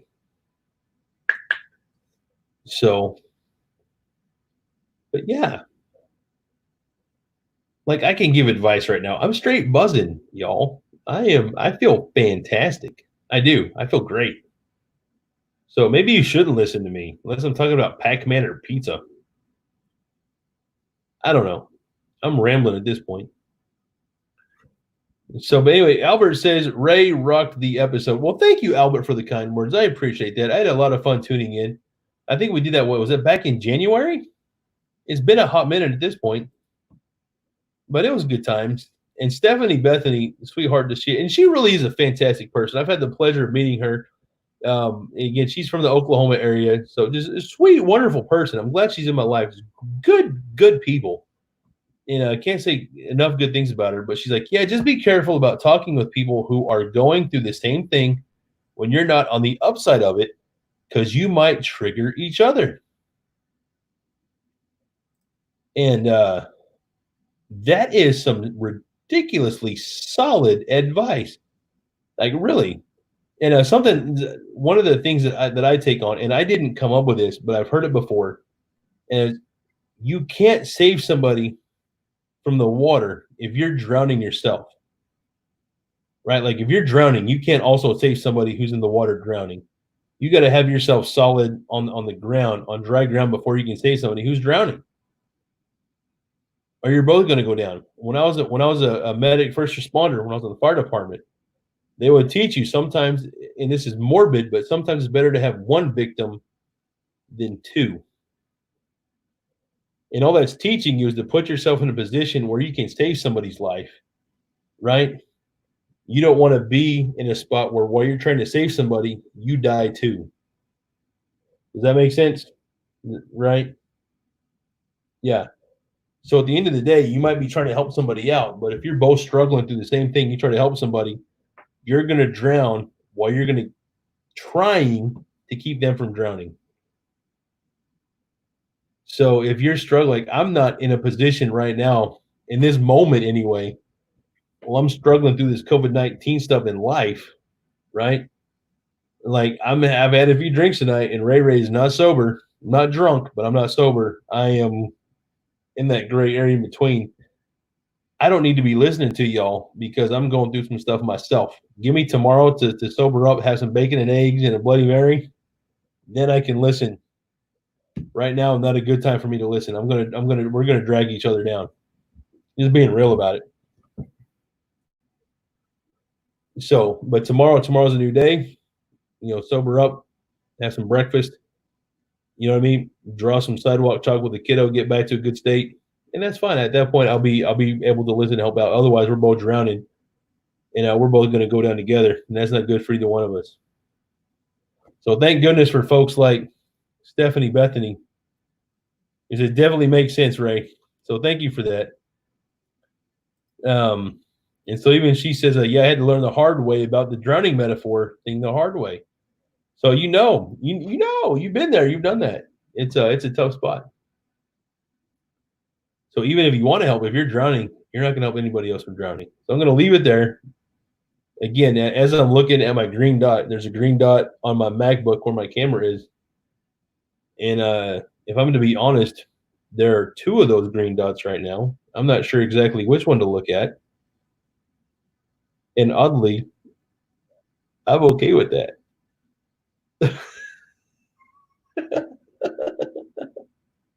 I don't know which green dot. I don't know which green dot to look at. I don't. But it's okay. Like I said, I'm not 3 sheets to the wind. I'm about 1.5 sheets to the wind. So maybe the folks in here right now aren't even old enough to know what that means. But my goodness, y'all. I'm looking at my clock, and it is 12:35. We've been at it. I'm adjusting my eyes because on the other side of my screen, there's another set of numbers. And it says 1:53, or an hour and 53 minutes and 50 seconds as I say this. But man, we've been at it for a long time tonight. So if you guys have been here hanging out for the duration, my buddy Mike was here, my best friend Mike. We co-host the podcast together. He tuned in. Fantastic conversation. So I'm glad he was here, and he dropped off a good while ago. I've just kind of kept it going because I feel great right now. I do. And it's been a lot of fun. This has been therapy for me. I don't know. I mean, I've said it a lot on the regular stream at 4:00 in the afternoon Central. it helps me a lot to have somebody to talk to while I'm social distancing myself. I started this thinking I might be doing a service to somebody out there that might not have anybody else to talk to while we're in lockdown or self quarantine, whatever it's called, where you live locally in the world. I didn't know it would be something that was therapy for me. I thought I was doing the world a service. You guys have done me a service, and I appreciate all of you guys. I know I say it every day, but right now the walls are down. It's just me being me. There's no covering up, no pretending to be happy. It's just like, man, y'all have no idea how much you've helped me out to get through this. And where the stay-at-home order has officially been lifted where I'm at in Broken Arrow, Oklahoma, I'm going to continue to do this every day for at least the next week, or at least until we get into May. The initial lockdown, the federal mandate, I think, was through April 30th. I know several states are pushing it longer than that. I know the state of Illinois is keeping their lockdown order in effect until the end of May, so they've got another 5 weeks to go. I don't know if I'll do it that long, but man, y'all have been great to me. I started this out to help the people in the Ray family. Again, the Ray family has been a pillar to hold me up. And not to get super emotional, but I don't know if I could have made it this far without y'all. So thank you so much. I appreciate it. And I saw your comment, Nina. I'm drinking more water. Good looking out, honey. I appreciate you. I do.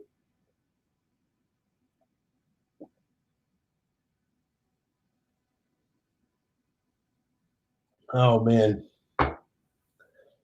And I agree. Delirious giggles are the best. So at least at this point, you know they're genuine. They may be alcohol induced, but they are genuine. They are. So please don't judge me. I know I'm a pillar of positivity, but sometimes I get down too, and I don't like to use alcohol to get me back up. But sometimes, man, a couple of drinks helps you get there.